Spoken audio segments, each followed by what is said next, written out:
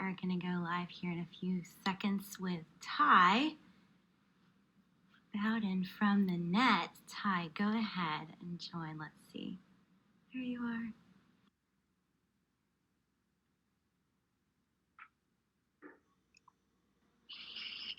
Yay! We did it! Yeah, first try. How's it going? Good. How are you? I'm good. Let me turn you up so I can hear you. I'm good. Happy Thursday. Yeah. Happy Thursday, everyone. I'm going to just give a little intro. It's so most of you know by now, hopefully it's Human Trafficking Awareness Day or Awareness Month. And we were trying to decide what we wanted to share because it's just, there's so much information to share about trafficking. And we were like, we want to talk about demand this month because the conversation doesn't go there very often. And so, we've talked to a former buyer, talked to Becca Charleston last week, who's a survivor leader, kind of hearing from her perspective. And then I thought it would be really cool to hear from you, Ty, just knowing all the amazing work you've done over the years with regards over in Fort Worth, like with regards to demand and the buyer cyber patrols and all these things. And so, yeah, you guys, Ty has talked to a lot of sex buyers, and I think it'll be neat to kind of hear your perspective, on all this. I feel like maybe more like from the community side. Like next week, we're going to talk to a detective, and we might hear on the law enforcement side. But I think that the community piece is so important, and so thanks, Ty, for joining. Absolutely. I'm wondering, like, how would you explain kind of the demand of sex trafficking to the everyday person that may not have that much knowledge about what this means? Yeah. So I think there's kind of a surface level answer to that, and then a deeper, more complex answer, which I think if anyone has been following along or knows anything about trafficking, I think one thing we can say is that everything is gray. There's no black and white. So for kind of the simple answer to that, really what demand is the desire of men, primarily as buyers, the desire of those men to purchase exploited individuals for their own sexual gratification. And so it is kind of at its most simple and economic force that drives the supply for exploited people. But on a much deeper level, I think there's kind of two main components that make up what demand is. And so for every buyer, they have some sort of individual deep-rooted motivation. And we have really good research that shows a lot of what those are and kind of the commonalities between different buyers. So if you combine that individual motivation with a core of normalized beliefs that, again, we have really good research that shows that the vast majority of buyers buy into a pretty small set of normalized beliefs, actually. You combine those things and you have, hundreds of thousands and millions of individual pictures of demand from buyers across the country and across the world. And so to give a more concrete example of that, I was watching a survivor webinar just before Christmas, and one of the survivors was sharing that in her experience, there were three main types of buyers. So these are going to be those three main motivations. And, she said there are those abusive, manipulative buyers, lonely buyers, and naive buyers. And she said those are kind of in three broad buckets, the way that she would categorize it. And she said, overwhelmingly, the men that purchased her during her time being trafficked were lonely or naive. So the vast majority were not these abusive, manipulative, kind of what we might think when we think about someone who's paying for sex. But so let's take that and let's say that you have a buyer who's experiencing deep loneliness. And I think during the pandemic, a lot of us can even relate to that. But combine that with one of the most prevalent normalized beliefs that sex buyers have is that prostituted individuals enjoy the acts.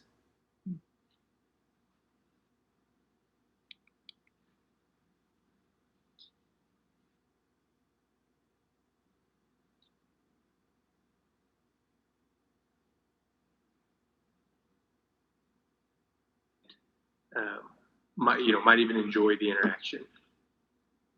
And so you Wow. combine those two things, and that's kind of a picture of demand, and it also hopefully helps people understand how kind of nuanced and complex it is, because every buyer is going to have a different motivation and believe different Yeah. things about the activities that he's engaging in. Yeah. No, those motivations really help. Yeah. Give it a little bit more depth, I think, Yeah. to, yeah, versus just kind of surface level. I don't know. Yeah. That's helpful. So, okay. So let's rewind, because I want to ask you, how did you get in this? Why, yeah, just what brought you into this field and kind of the demand side of things? How did that happen for you? Yeah, so I've been working in this full time for about 6 years. But before that, what kind of got me interested in that is somewhat of a cliche when we think about trafficking. When we think about third world countries and Cambodia. So summer of 2011, I actually spent part of my summer in Cambodia, and Hmm. was just kind of exposed to this issue for the first time. So just being there for something totally unrelated to trafficking work, but being unable to escape the reality that women and kids were being sold literally in broad daylight in the middle of the capital of Cambodia. And so I was, 19 years old. It was the first time in my life that something kind of bigger than myself had registered on my radar. And so I came back out to TCU at the time, kind of had this plan to get a law degree and go work for International Justice Mission and move back to Cambodia, because that's where people were being trafficked, over there. And obviously they are, and that's true.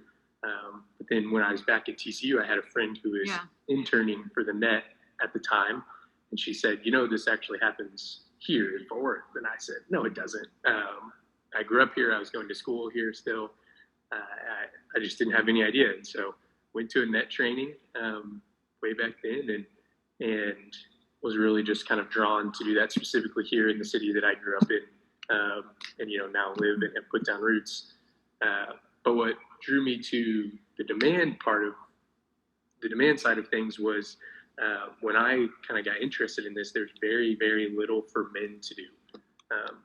Because as well as anyone that putting a victim or a survivor fresh out of an experience of being trafficked with a man, even who has the best of intentions, is not the healthiest place for a guy to serve. And so we really didn't have a ton of options other than learning about it and praying about it and giving money, which again are all necessary and good things. But for guys who wanted to go deeper, there weren't a ton of avenues. And so that was really what drew me to the demand side of things, was this desire to create tangible volunteer opportunities for the everyday guy, so that they could make a difference in this industry.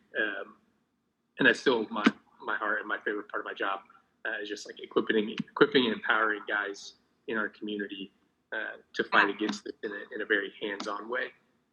Yeah, which I love, which I want to talk about, because I feel like the last few weeks we've kind of talked about like the big idea of demand, and we can nerd out, on all of that, which you did earlier so well. But like boots on the ground in our community, what does this look like? So I guess tell everyone a little bit about kind of the Nets approach to demand and what you lead with the cyber patrols. And because I think people don't know about, not enough people know about this, and I think it's amazing what community members can do to, you know what I mean, to address this issue. It's not just a law enforcement issue, it's not just a criminal justice issue, it's our community. And so share about what you guys do. I can't agree more with what you said about it being a community issue. Even as law enforcement has really prioritized some of this. Sheriff Bill Wayborn here in Tarrant County has said multiple times, this is not a problem that we're going to arrest our way out of. But we have to have community buy-in and attack it from the community engagement side. And so the way that we do that at the Net is through our program called MACE, which stands for Men Against Sexual Exploitation. And so we have kind of two big goals. And so the first would be through cyber patrols, through our disruptions, is we want to disrupt sex buyers at the point of purchase. So we want to engage with these guys when in the moment where they've decided to buy sex, and we want to be there to step in and have the conversation and facilitate some new ideas for them. And I'll talk more about that in detail. But then the second way, and the much more difficult and longer term and probably less rewarding side of things, is we really believe in long-term culture change. So we obviously live in a culture and a society that has enabled the exploitation of vulnerable people. Um, and so our long-term solution to this issue is to change that. And so we equip guys, literally everyday men from churches, from workplaces, across the whole spectrum of someone living in DFW. We equip those guys to know the truth behind what trafficking is and is not, and then tangible but small everyday ways that they can really, the way that we put it is contribute to a society that does not exploit the vulnerable. And so those are kind of our two prongs. So we have like very kind of visceral, real, in the moment disruptions, and then long-term change that we're trying to create. And so through those, we call them cyber patrols, but they're basically kind of an online, the way that we've described them as a network is like an online neighborhood watch. And so basically we just have groups of guys, and we're part of a network across the country, the state, but even the country. So you just have groups of guys that meet up a couple times a month, and through online decoy prostitution ads, which is where the majority of exploitation takes place these days, we engage men who are attempting to buy sex and facilitate a conversation with them. And so we have a couple of main goals when we enter into that conversation. We obviously want the guy on the other end of the phone or text message conversation to understand the reality of what he's contributing to. So we want him to know, what that girl that he's trying to purchase would actually be experiencing. We want him to understand the kind of the legal ramifications of his actions if he is ever does ever encounter law enforcement. But then much deeper than that, we want to engage with him and kind of understand those two things that we talked about earlier. We want to understand what his motivation is and what he believes about this issue, because then that allows our volunteers to directly engage and combat those lies that guy might be believing. And so we don't do a lot of, nothing is shame-based, nothing is kind of beat this guy over the head and convince him to change.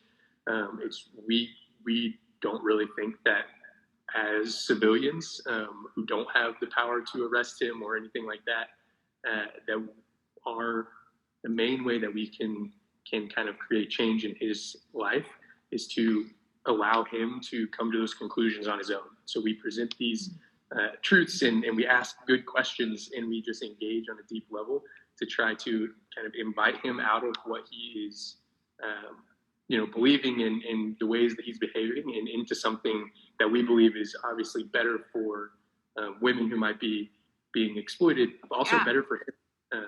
Because we don't believe that that's the way that we were designed, that kind of transactional.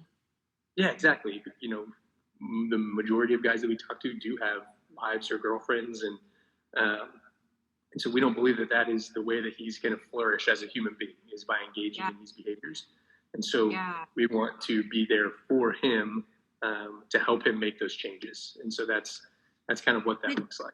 I love it. Okay. And so in case anyone missed that, essentially and you can break it down, give us like a scenario in like, okay, so you mentioned the prostitution ads or the sex ads. And so what happens is, when these buyers call in, they're expecting to get a woman or a girl, or usually, and instead they're getting one of Ty's team, which is so cool. So explain kind of like an example of like exactly how that works.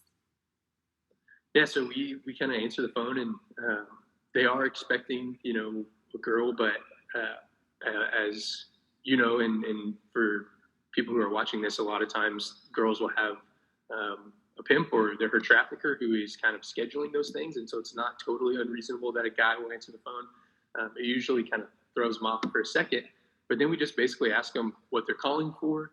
And then through that, we have kind of some conversation prompts that all our guys are trained on. And so Yeah. we're just kind of asking questions to get to the bottom of what's going on with them, and then answering their responses with those truths. So we have facts Yeah. about what's going on, and we use statistics, not in a, like I said earlier, not in a like beat you over the head. Can you Yeah. believe that this is what's going on? But in a this is the truth of what you're playing into, and then asking how they feel about that, asking if they knew that, and so we get a lot of hangups, and we get some angry guys and some combative guys. Yeah, tell us some stories. Tell us some stories, maybe most impactful or most crazy. I don't know. Like what when y'all when you answer the phone and you're encountering, a buyer on the other end, what's happened?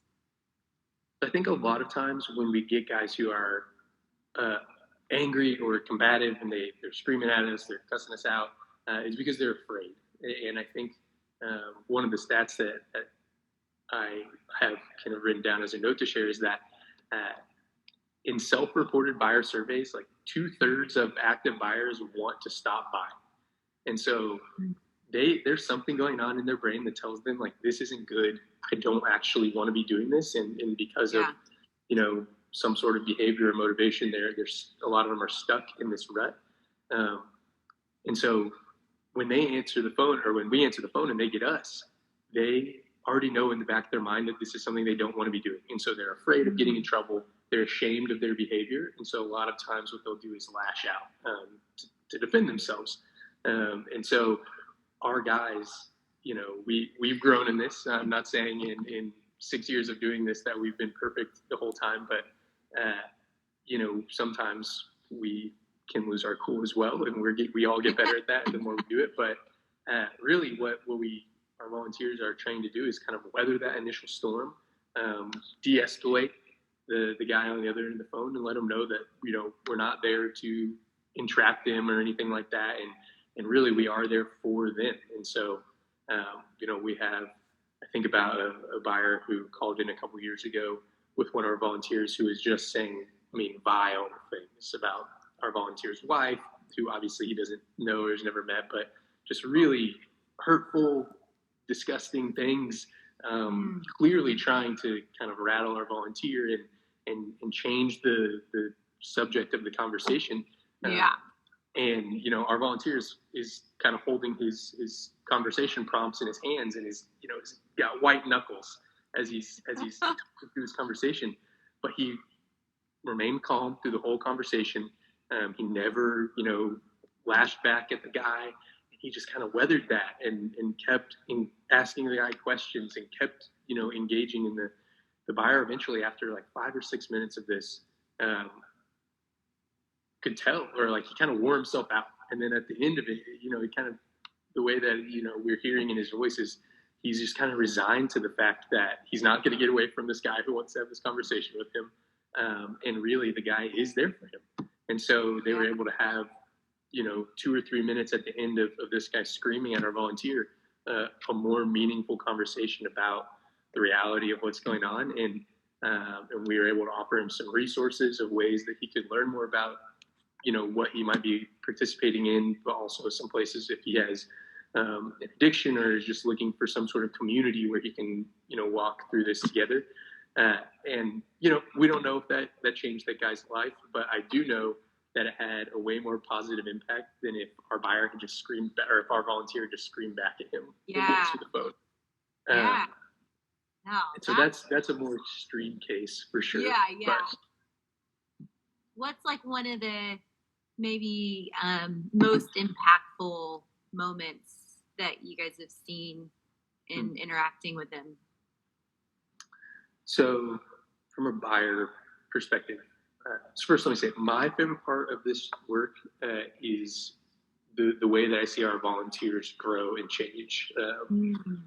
Because as people who are watching this, as people who have watched previous ones, as people who are learning about trafficking, are the initial reaction for the majority of people is some sort of like anger, get fired up in a righteous way, and want to create change. And that is great. Yeah. Like that's what brings so many of us to this field. But what we know is that doesn't necessarily sustain the work. And if we act out of that anger, like I was talking about, we don't think that that really has a positive impact on buyers, especially long term.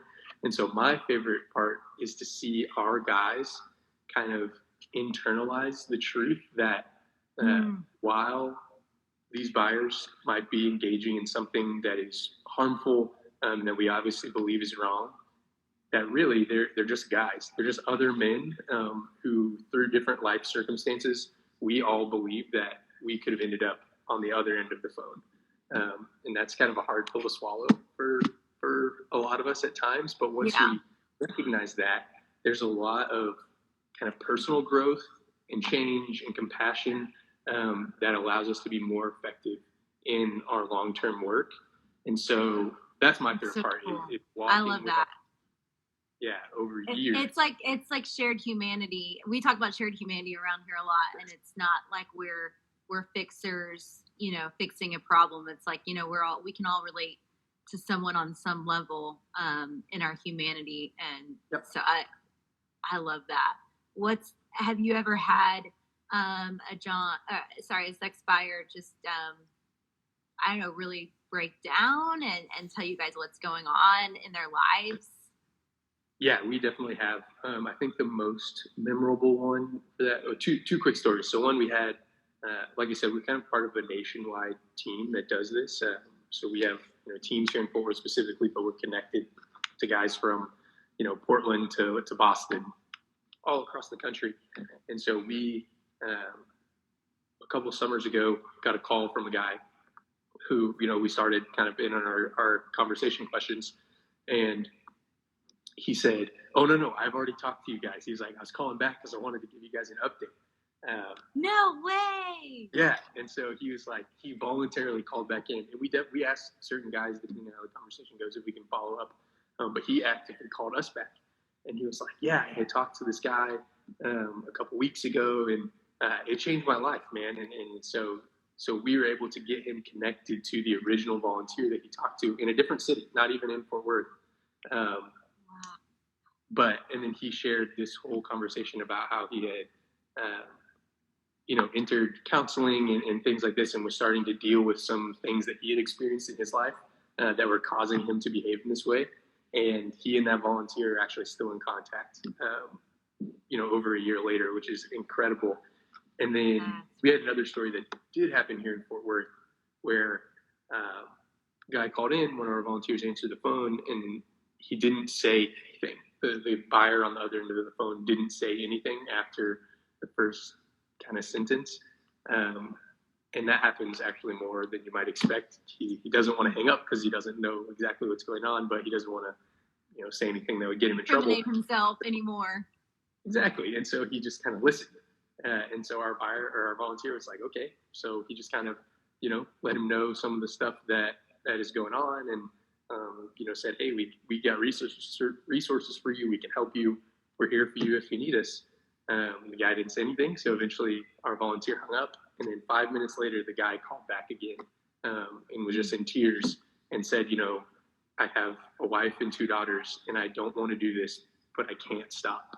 And so we were able to get him connected to some resources that will help him deal with addiction, but also more, some more specific counseling and things like that.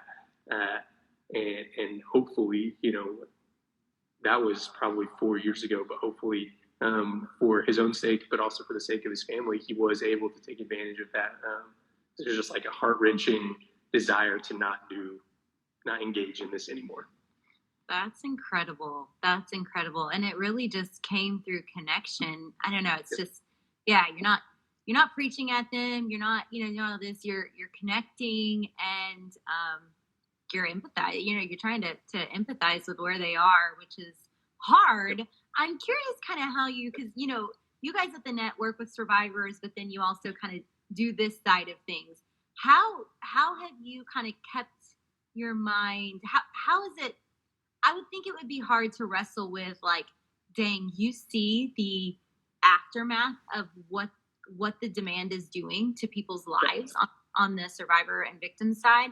And then you also, have this amazing compassion and empathy for buyers because you've gotten to talk with so many of them. How do you deal with that. Do you know what I'm saying? Yes, definitely.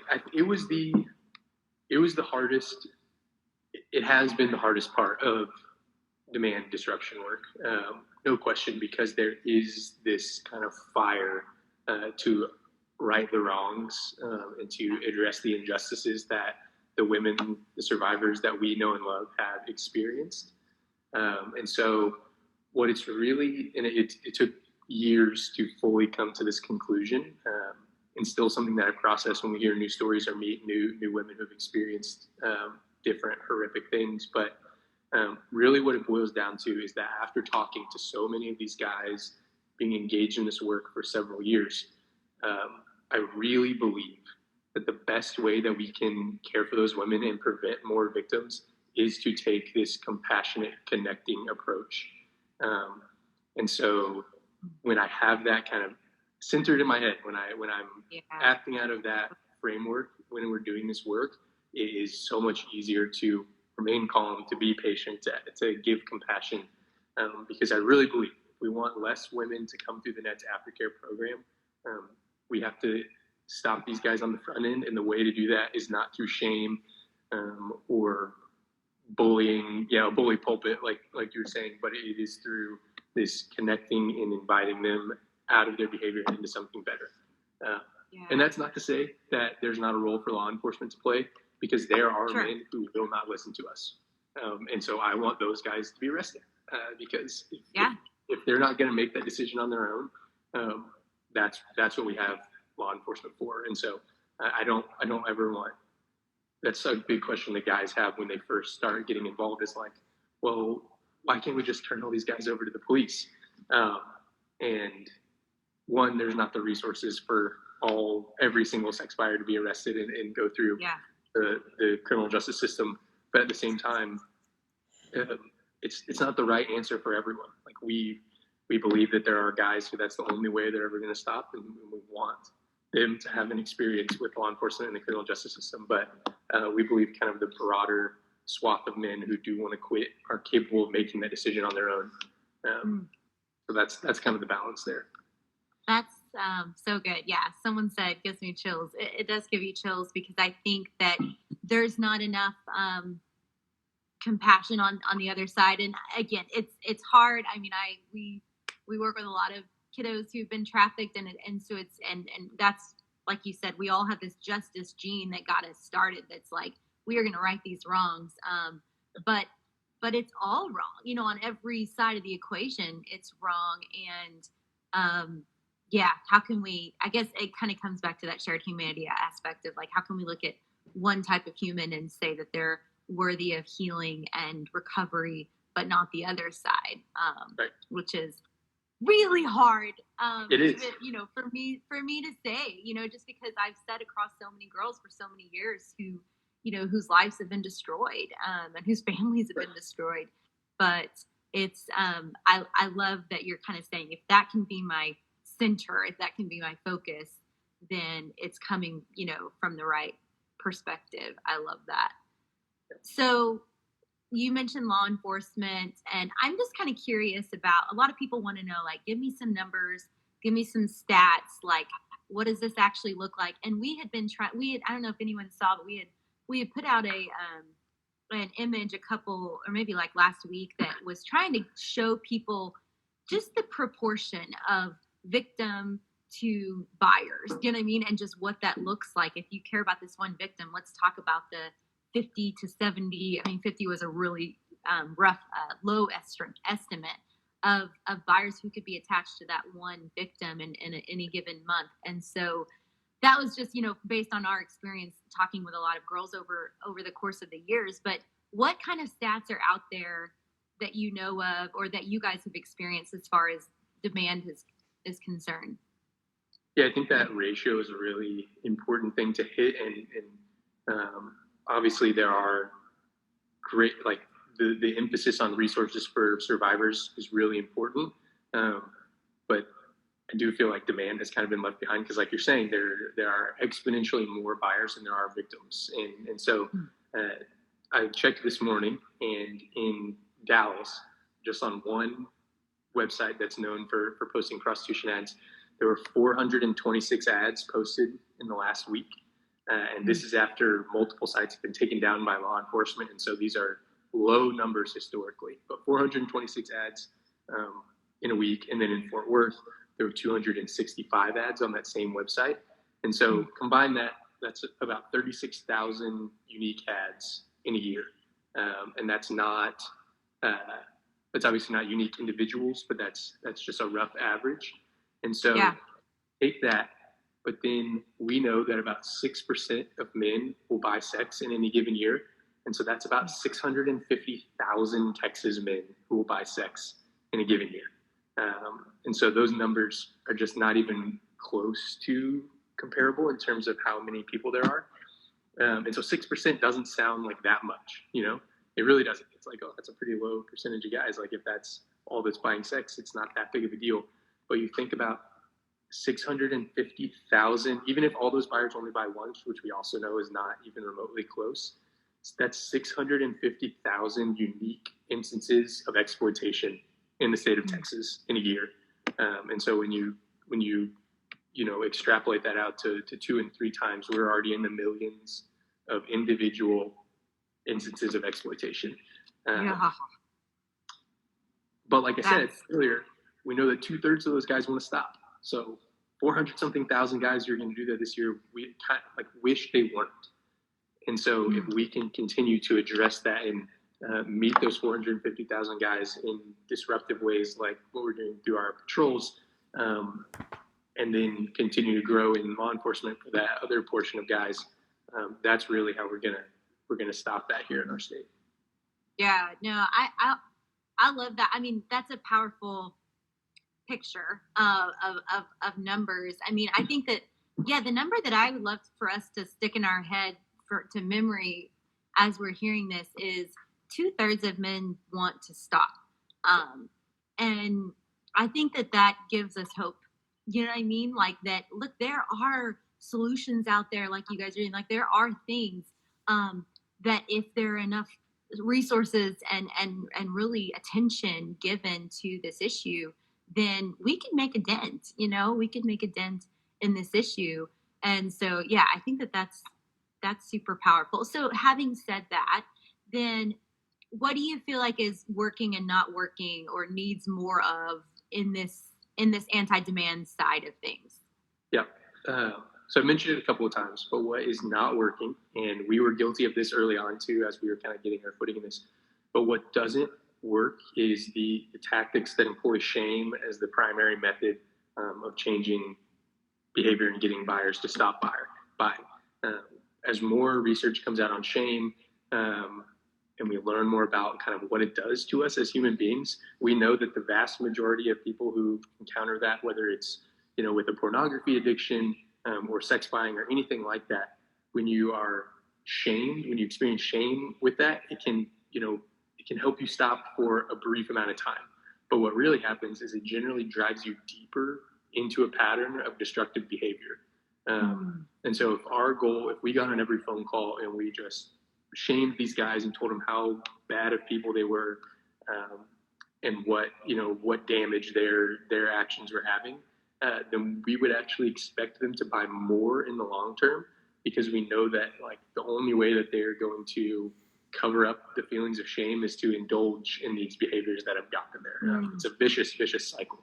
And so that we don't believe that works. And we've seen a huge shift away from it in the demand disruption industry in general over the last several years, which has been amazing. And with that, I'm also really encouraged by the work that law enforcement and the Texas state legislature have done in recent years, specifically moving to a more buyer-focused law enforcement strategy and passing laws that emphasize that. And so that has been really great, but we also still have some work to do. So session started a couple weeks ago here in Texas, and there are some really great bills that have already been filed, including one that I'm really excited about. I was going to ask you, what have you? Yes. Are there any that have caught your eye? The main one is House Bill 462 by Representative Matt Shaheen, and One of the big problems that DAs have had is that even when law enforcement's able to arrest buyers, it's really hard to prosecute them because it's just a misdemeanor to buy sex right now, and the burden of proof is really high. And so when DAs have felony cases stacked on their desk, that Class A misdemeanor that you're going to have to go to court to prove, oftentimes gets pled down to a lower thing that's dealt with through probation. And that's not necessarily their fault because it's just the way the system is structured right now. So this bill actually makes buying part of it includes buying in the definition of trafficking. And so DAs would be able to charge buyers with a state jail felony for trafficking on their first offense for buying, which would really give law enforcement leverage and would give the DA teeth to actually go after these guys and start making a difference. From one of these same surveys that I used some stats earlier, we know that only like 18% of men are afraid of being arrested for buying. There's just no real perceived threat of arrest because they just think their chances of getting caught are so low.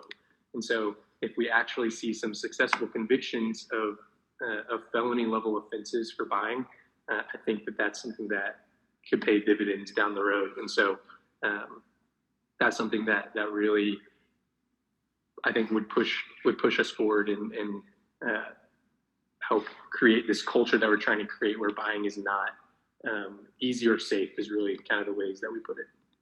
Yeah.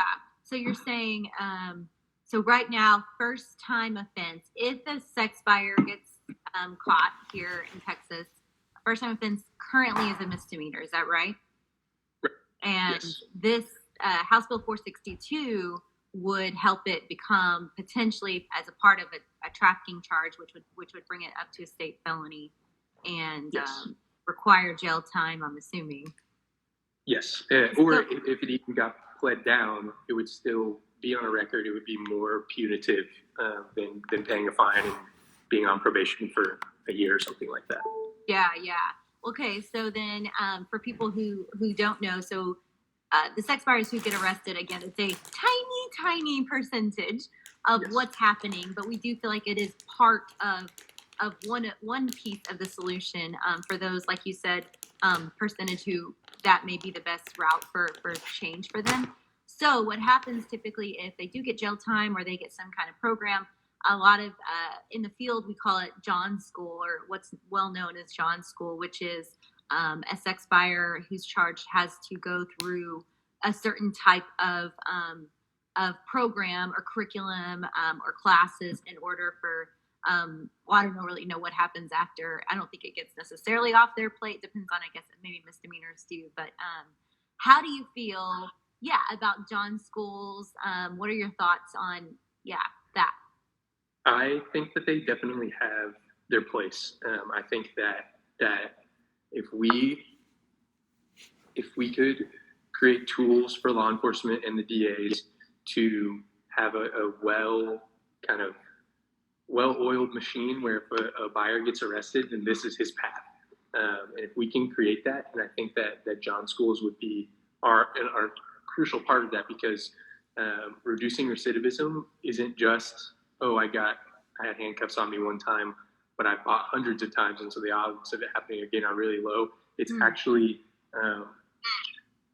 doing what I talked about through our phone calls. It's engaging those guys on a personal level and allowing them to kind of look critically at themselves and make those changes. And so that's what the best John Schools do, is they allow for some critical internal thinking.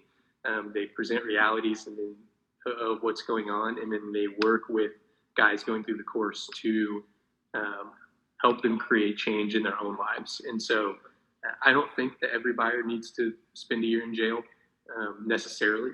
I do think that if we really want to create change, that for those guys that don't get jail time, that they would be involved in some sort of course like that, that would give them the opportunity to look critically at themselves. And if that guy is one of those 2/3 of buyers that wants to stop, that he would have the opportunity and that the system would empower him to make that change. I love that. Yeah, so someone asked how many schools are available in DFW. That's a great question. I don't know. what you know of. I know. I mean, John, who we interviewed earlier this month, he was arrested about 20 years ago here in Dallas County, and when he talks about, if you want to go back and watch that video, talks about how that program really helped change him because he was put with a counselor or a therapist that he had to talk to every week, and it was a big part of his healing journey. So I know Dallas County has something for sex buyers and the demand side of thing. I don't know exactly what it looks like, but do you know of any other ones in our area? I know there are programs in Tarrant County that are available for that. The right now it's such kind of a hit or miss based on the judge and the lawyer and everything like that. There's not like kind of a standard operating procedure, and that would be the long-term goal, would be to create a more court mandated kind of thing. Yeah. No, that's good. That's good. Yeah, I think more of it needs to be developed. But I'll tell you, no matter where you live, I mean, one of the things is Johns have to be arrested for there to be a John school. And Right. I'm not saying like, oh, go arrest them all, but some of it, that piece of the pie in everyone's county or jurisdiction needs to be happening. And so, you know, like wherever you are, if you think it's important for us to raise our voice, that our community does believe that that's an important part for law enforcement to play, versus arresting prostitutes and charging them with prostitution. How about we use our resources on the other end, at least a part of the time, and arrest the perps? And so I know that that's a big that's one of my soapboxes when we talk about Yep. utilizing law enforcement resources on what they should be instead of locking these girls up. You know, Yes, and I, that's something that like the community has to embrace. Like you're saying, like our city councils, our mayors, our police chiefs have to hear that that's what we want, um, for it to be a priority. And then we have we can play a role in getting legislation passed that will, like I said earlier, give law enforcement and DAs better tools to go after these guys with.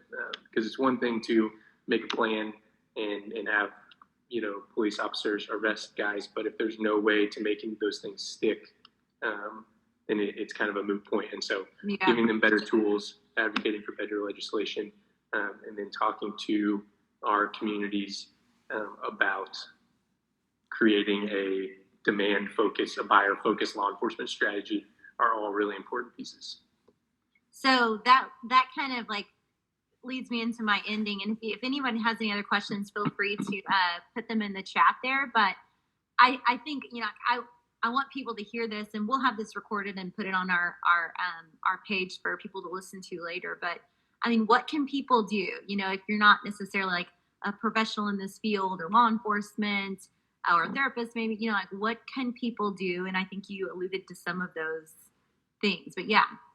Yeah. So I have four. I always end any talk like this with four very concrete things to do. I know that's the question people always have.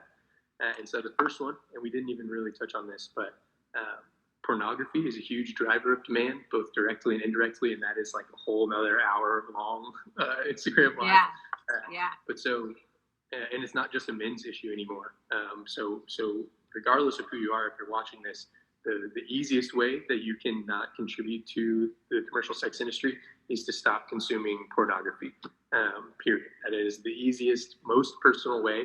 That if that's something that you participate in, that you can stop doing that. And we talked about shame, and if you are experiencing that, then there are great resources that you can find that will help you kind of walk out of that, so you don't have to do it by yourself.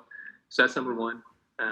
Two, really actively refuse to participate in the commercial sex industry in any way, whether that's through strip clubs, triple X stores, things like that. I know that we live in a culture that for so long has taught us that strip clubs are kind of harmless fun. They're boys' weekends. It's a bachelor party type of place. But we know from personal experience with law enforcement in our outreaches that sexual exploitation happens in every single strip club. that exists. Every single strip club in Tarrant County, at least, we know documented instances of sexual exploitation happening there. So don't participate in that. Don't contribute to that. And third, and this is where I think it starts getting tough, is be willing to have the courage in your spheres of influence, whether it's at work or with your friends or with your family, to not let objectifying strip club jokes, things like that, these little things that build up to this bigger culture, don't let those slide. Be willing to be the Debbie Downer. Be willing to be the guy on the bachelor party who says you're not going to go to the Vegas strip club. You'll hang out in the hotel room by yourself at night.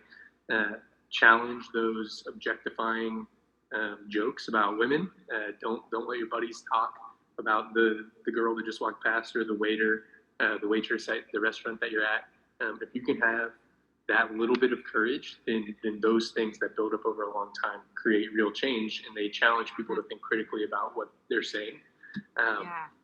And I'm someone who hates conflict with every fiber of my being. What's your Enneagram? I'm a 9. So I knew it. I'm a peacemaker.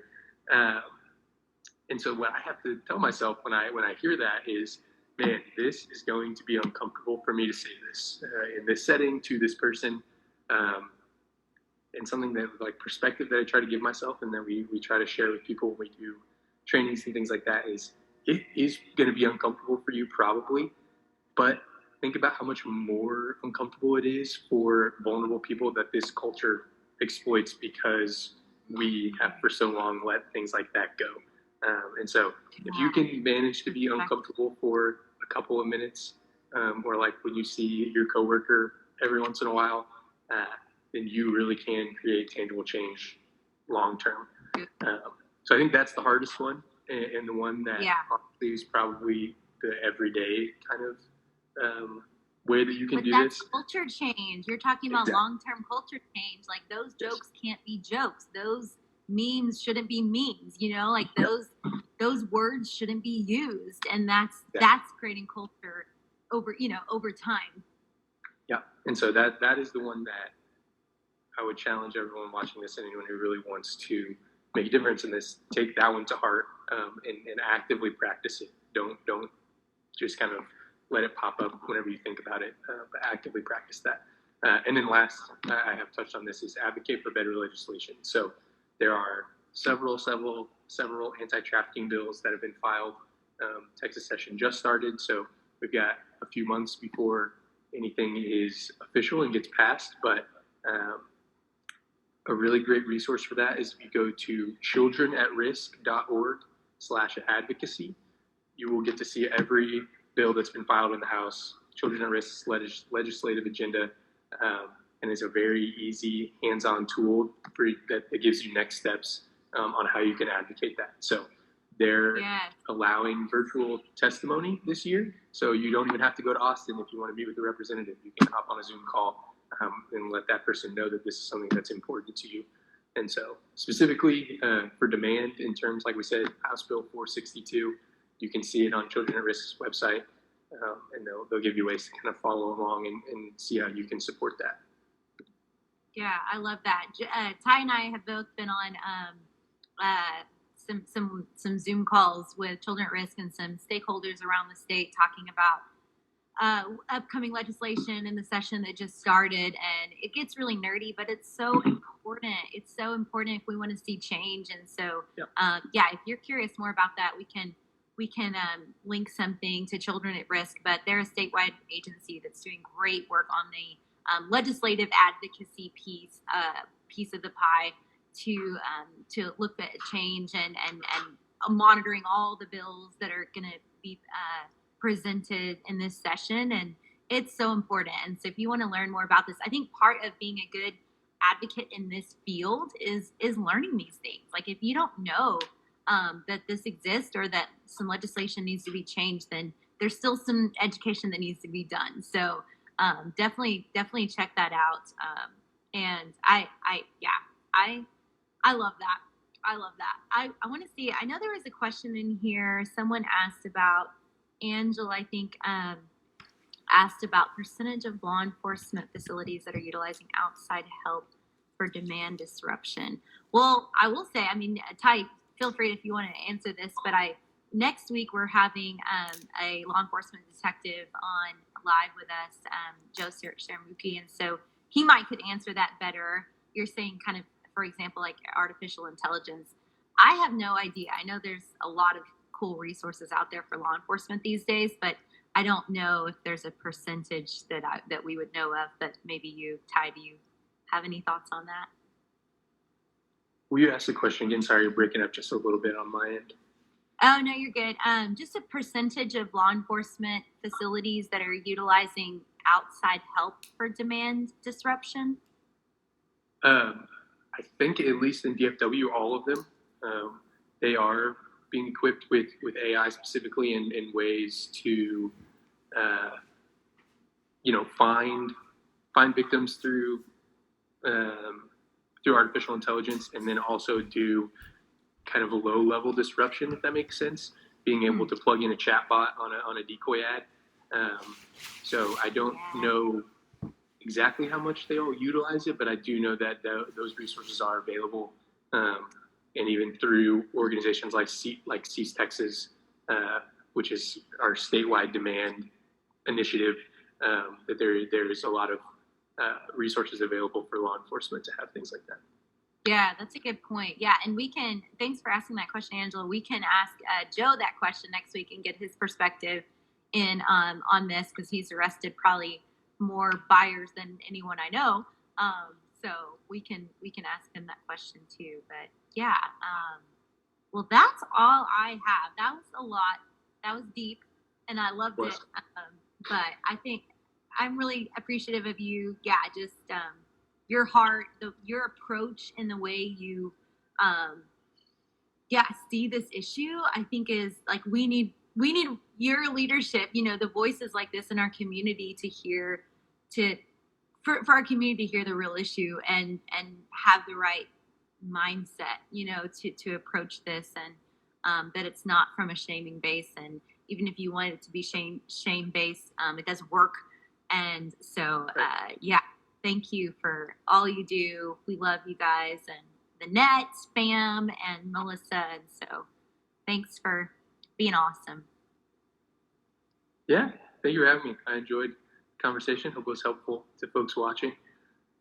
I'm always available if anyone ever has questions or wants to know how to get involved in DFW. There's some great ways, both in Dallas and Fort Worth, for men specifically, if you're looking to get involved doing anti-demand work. Yes, yeah. Go to the Net's website, the Net Fort Worth, and we'll try to post when this goes into our videos. We'll try to post some things in our comments so that you guys can know. Yep, it's childrenatrisk.org. Someone's asking. It's childrenatrisk.org /advocacy. You said. Yep, that'll take you directly to all the stuff for this session. Perfect. All right. Well, thanks, Ty. Thanks, you guys. Yeah, thanks for having me. See you later. Bye.